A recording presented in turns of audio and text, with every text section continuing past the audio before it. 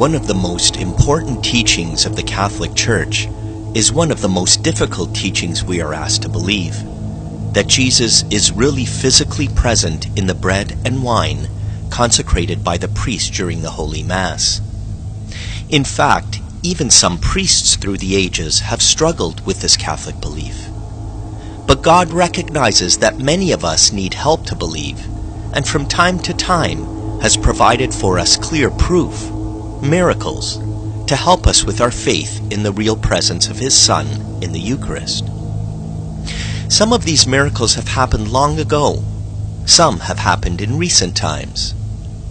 One of these is a Eucharistic miracle that took place in 1996 in a church in Buenos Aires, Argentina, in the diocese of Auxiliary Bishop Jorge Mario Bergoglio, who would become our current Pope Francis. This is what happened.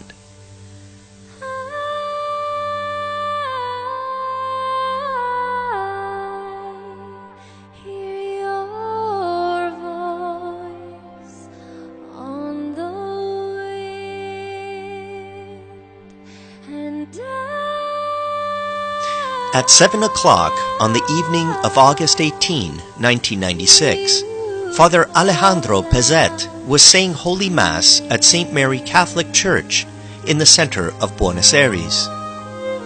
As he was finishing distributing Holy Communion, a woman came up to tell him that she had found a discarded host at the back of the church. Someone had dropped it and had not wished to consume the dirty host. Father Alejandro went and retrieved the unconsumed Eucharist. As is the practice in these situations, he placed it in a container of water and put it away in the tabernacle to sit so that it could dissolve. Father Alejandro knew that in several days the Eucharist would dissolve, and he would be able to respectfully dispose of it by watering a plant with the water. On Monday, August 26, upon opening the tabernacle, Pezet saw to his amazement that the host had not dissolved, but rather it had turned into a bloody substance.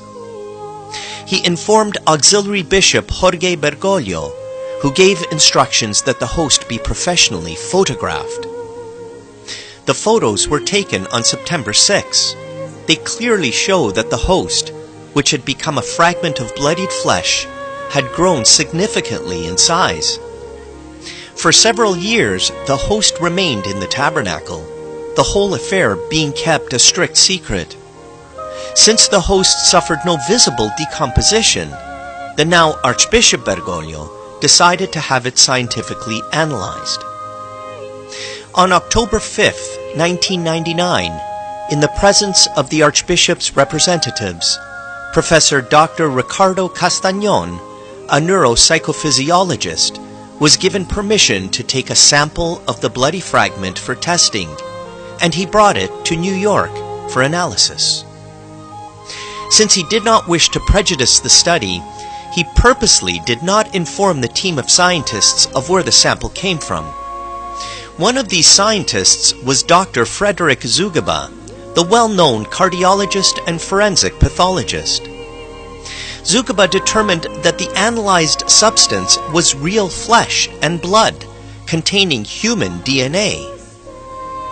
As he looked down at his microscope, he said, "I can tell you exactly what this is. This flesh is part of the muscle of the heart found in the wall of the left ventricle. It's the muscle that gives the heart its beat and the body its life. I can see infiltrated through this tissue white blood cells, and that tells me two things. That this heart was alive at the moment that this sample was taken, because white blood cells die outside of a living organism. And also, these white blood cells go to address injury, so this heart has suffered. This is the sort of thing I see in patients that have been beaten about the chest." Two Australians, journalist Mike Willesee and lawyer Ron Tesorero, involved in the investigations, also witnessed these tests. Knowing where the sample had come from, they were dumbfounded by Dr. Zugaba's testimony. Mike Willesee asked the scientist how long the white blood cells would have remained alive if they had come from a piece of human tissue which had been kept in water. They would have ceased to exist in a matter of minutes, Dr. Zugaba replied. The journalist then told the doctor that the source of the sample had first been kept in ordinary water for a month, and then for another 3 years in a container of distilled water. Only then had the sample been taken for analysis. Dr. Zugaba was at a loss to account for this fact. There was no way of explaining it scientifically, he stated. Only then did Mike Willesee inform Dr. Zugaba that the analyzed sample came from a consecrated host, white, unleavened bread, that had mysteriously turned into bloody human flesh. Amazed by this information, Dr. Zugaba replied, "How and why a consecrated host would change its character and become living human flesh and blood will remain an inexplicable mystery to science, a mystery totally beyond her competence." Then Dr. Ricardo Castañón arranged to have the lab reports from the Buenos Aires miracle compared to the lab reports on a relic from a similar miracle that took place in Lanciano, Italy over 1200 years ago, again without revealing the origin of the test samples. The experts making the comparison concluded that the two lab reports must have originated from test samples obtained from the same person. They further reported that both samples revealed an AB positive blood type. They are all characteristic of a man who was born and lived in the Middle East region. How can the events of the miracle of Buenos Aires be explained? Only faith in the extraordinary action of a God provides the reasonable answer. Faith in a God who wants to make us aware that He is truly present in the mystery of the Eucharist. As a result of his investigation of this and other miracles, Dr. Ricardo Castañón, who was a staunch atheist much of his life, converted to Catholicism. Whenever you receive communion, may the miracle of Buenos Aires help to remind you of the awesome miracle and sacrifice of Christ in the Eucharist.